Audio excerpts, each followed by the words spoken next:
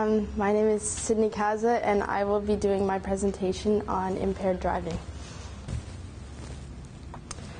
So in December of 2013, I got the privilege of being able to go on a service project with the Appleby, and I went with a couple of, I think there was about 16 other students and 3 teachers, and we had a great 2 weeks doing a lot of service and construction. But unfortunately, at the end of the trip, on our way back to the airport, we were in a car accident, and this is the picture of the accident that we were in. There were 3 vehicles involved.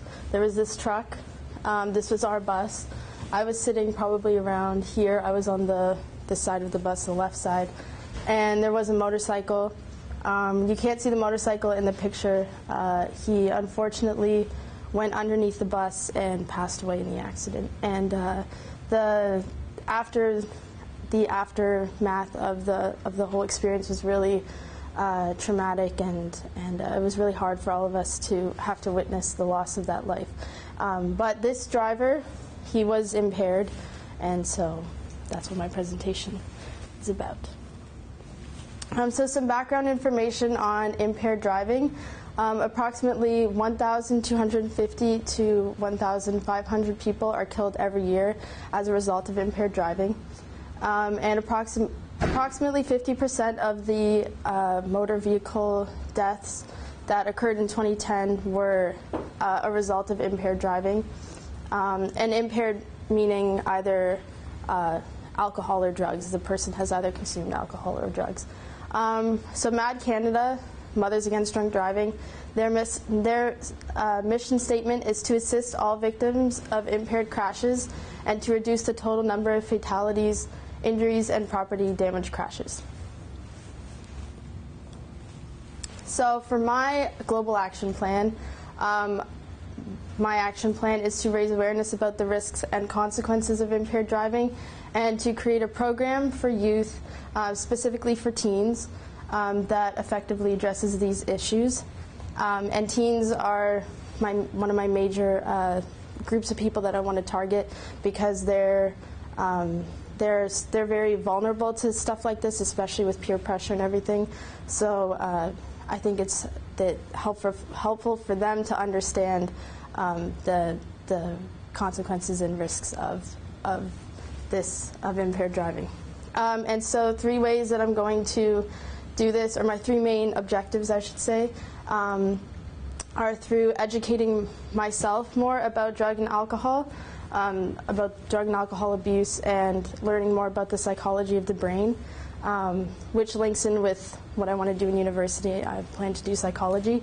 I want to further MAD's mission in creating in developing their school programs that they do, and I want to be able to partner and work with them.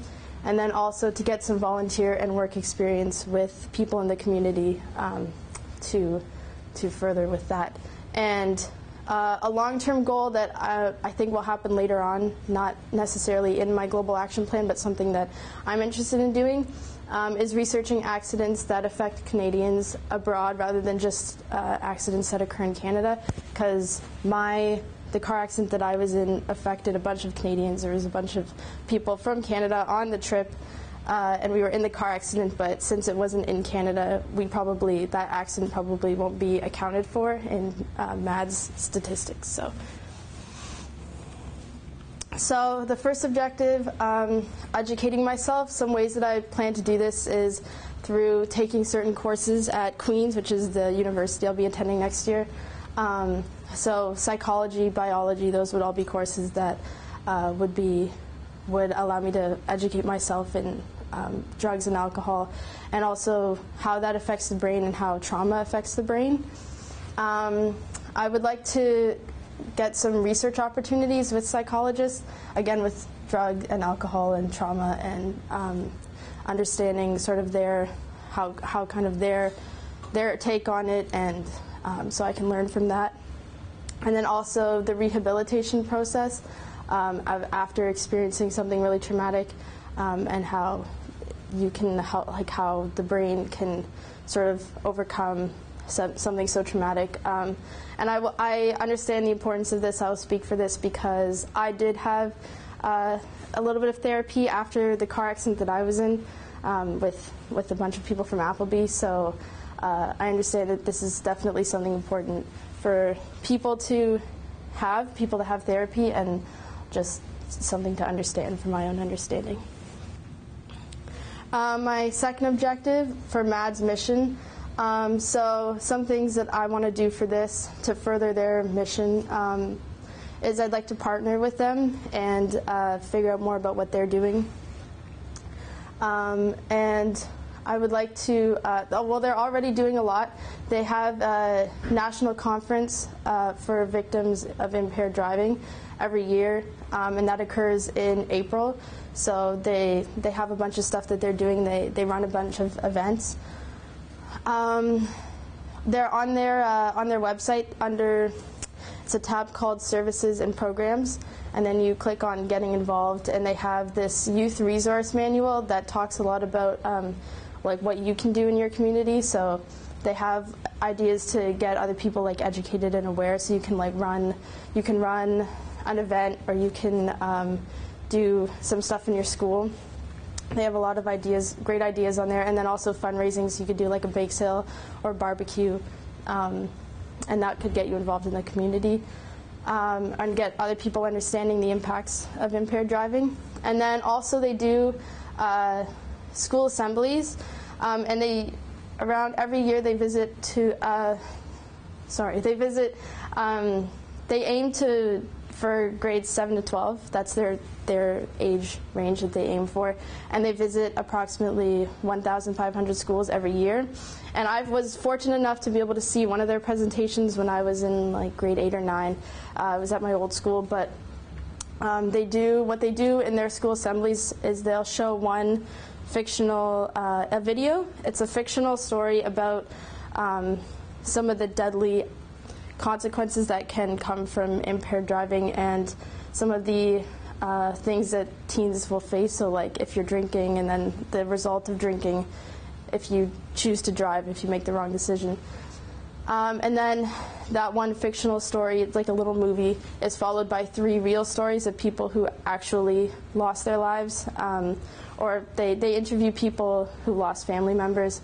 And I remember one of the stories, I remember very clearly, a family there were 4 kids, 2 girls and 2 boys, and both the boys died in 2 different car accidents due to impaired driving. And I remember their presentation so clearly, and it spoke volumes to me, and it really does speak, and I was very emotional watching this. But I want to work with them to improve their school assemblies, although like they're doing a lot. They have a lot of visual stuff that speaks a lot and is very powerful to young people to see. I would like to incorporate some more interactive ways. So I was thinking, when I was in my driving course, they had a simulator, and you would put on like the goggles, and it like impaired your vision, and then you had to try and drive the route without crashing, and that was very hard if you can't see what you're doing. So unfortunately, yeah, I crashed a couple times while doing that, but it was helpful for me to see and understand the consequences and get a first-hand experience. So I'd like to incorporate a simulator, or like an obstacle course where people would have to walk in a straight line wearing the goggles, or throw a ball into a hoop and see if they can make it, so that they can get that sort of first-hand experience and see that it is pretty scary when you can't see or you don't really know what you're doing. And then my third objective, volunteering and working, getting involved in the community. So the first one kind of goes along with educating myself. I mentioned that I want to work with psychologists to understand the brain more and the effect of drugs and alcohol, trauma, and rehabilitation. So those two link together with me understanding and getting involved. And then I would also like to work with kids or preteens as a camp counselor. This is sort of a personal thing of mine, but it also links with my GAP proposal, because I think it's important to get involved with kids and teens to understand sort of the way that they learn and sort of what catches them or what interests them in order to make the school assemblies more effective for MAD. So I think that being interactive with kids will help me know how to present to them and how to know what to say.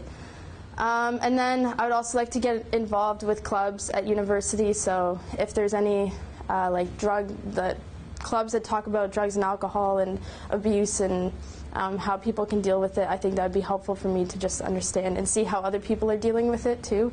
If there's people that are part of the club that are trying to deal with something like that. And then also, obviously, volunteering with MAD and doing fundraising and awareness and looking at their youth manual, the manual that they have on their website, and incorporating some of that stuff into my own community. I think that would be great.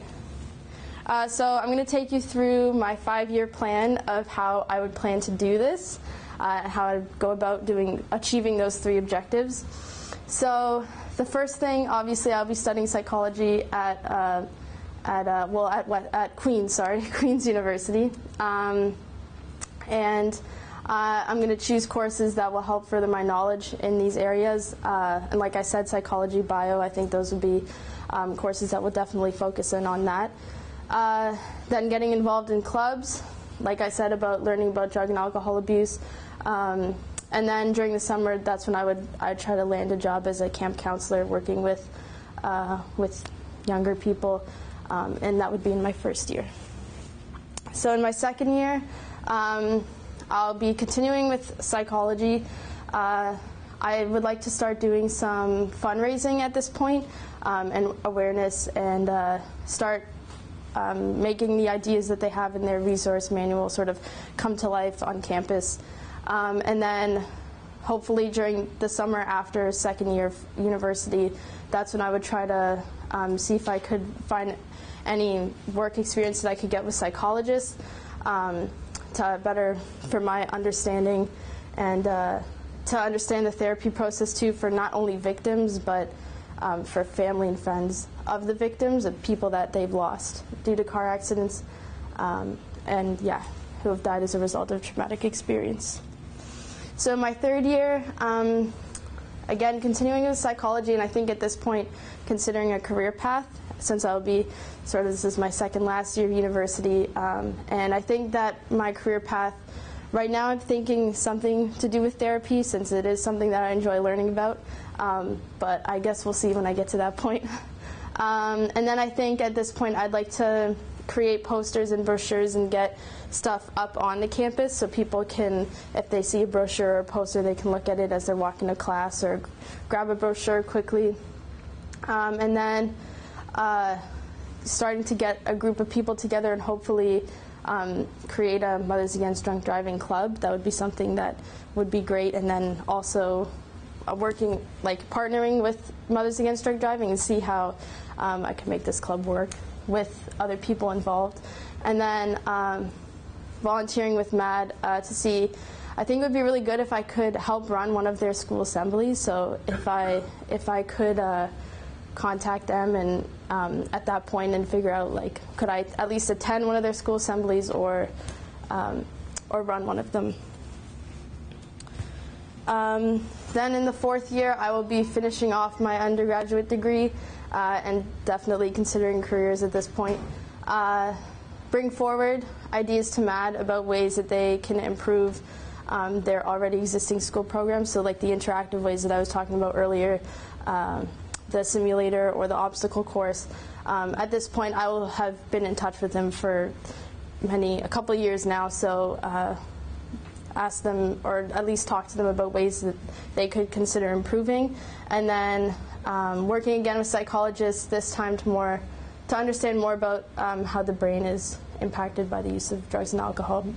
I was doing that also a little bit more earlier, but again, I think it will be good to continue with that experience and further my understanding. And then in my fifth year, I'll plan on doing a master's degree, going on from psychology, and then continuing to work on improving the school assembly programs at MAD, and hopefully trying to attend more of their assemblies and see if from the interaction that I see from the people doing the presentation and the students, if I have any other ideas that I would like to bring forward to them. And then continuing to work with psychologists, as well as volunteering to working with younger individuals, so keeping that interaction between me and people who are younger and who are learning about this stuff. And yeah, so in conclusion, I've had not drunk driving experience, but I was in an impaired driving accident, and it affected me greatly. And so I hope that through my 3 objectives, I will be able to help MAD reduce the amount of drunk driving accidents per year, and just simply raise awareness and get people understanding the bigger picture and the effects that it has, and go from there. So, thank you. Thank you, Sydney. Thank you. Do I stay up here? Yeah. Yeah, stay up here, and we'll ask you some questions. Okay. So,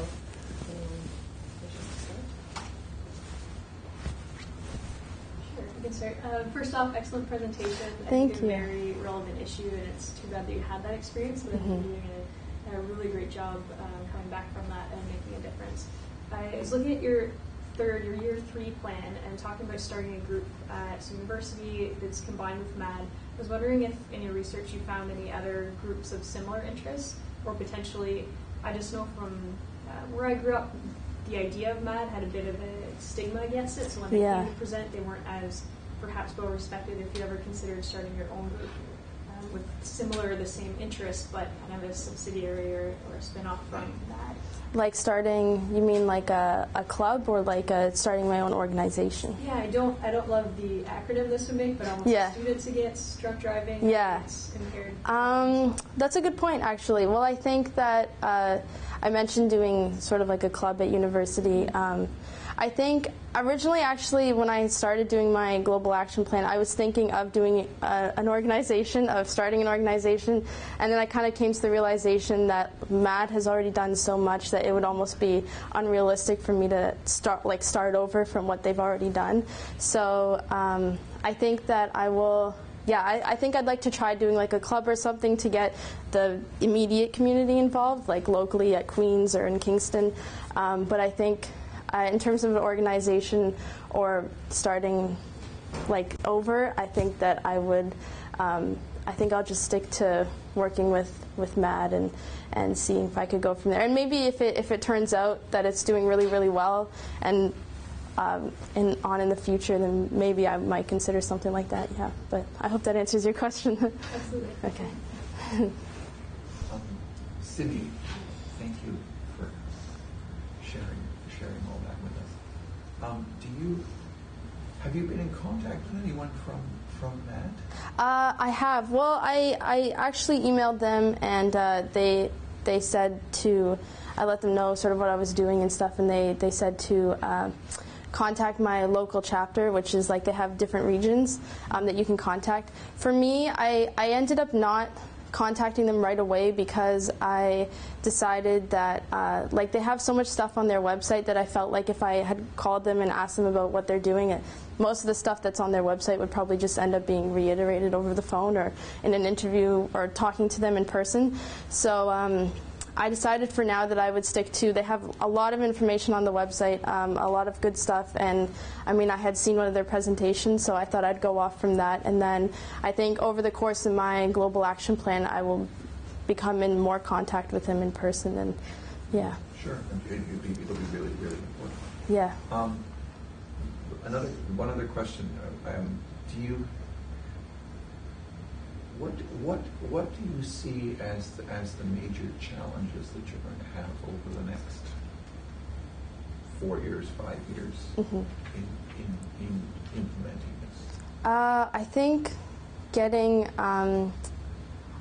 to be honest, like getting people involved sometimes with like teens, especially, that when they're also being affected by not everyone, obviously not all teens are affected by drugs and alcohol, but there are teens that are, and so maybe like admitting that it's a problem can sometimes be not easy. So sometimes people have different opinions on stuff like this, and I think that getting other people involved might not always be easy.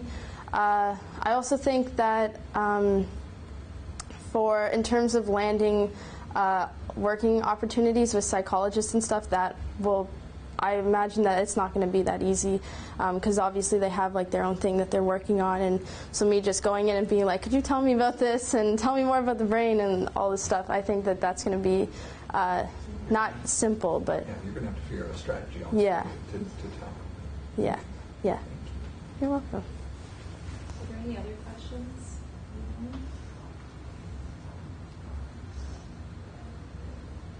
Sydney, do you see there being any risks involved with your plan, either personal risk or consider with the target groups you're working with? I think that I would have to, I think that I have to obviously be careful when I'm working with, it is a very sensitive topic, and there are people that are affected by it, so talking about it to people can sometimes trigger like memories, or it's not always easy for people to talk about, so I think I just have to be really considerate when I'm considering other people that have possibly, like, there's no way for me to tell if I'm going to a school assembly, let's say. I can't look in the audience and say, like, that person has been affected by drunk driving, or that person has lost someone that they love due to drunk driving. So I think taking into consideration definitely that people, assuming that people have been through it, even if maybe they haven't, but just making that assumption and being very careful about the way I go about incorporating that and getting other people involved. I have to be careful, if that makes sense. Yeah. Yeah. Any other questions? Well, I've asked you a million questions already in this process, and I'm really proud of you and how far you've come and bringing it all together. It feels like you've put together something that's realistic. Mm-hmm. You're clearly passionate about it, and that's going to take you a long way. So we all wish you the best of luck. Congratulations on finishing. Thank you. Thank you so much.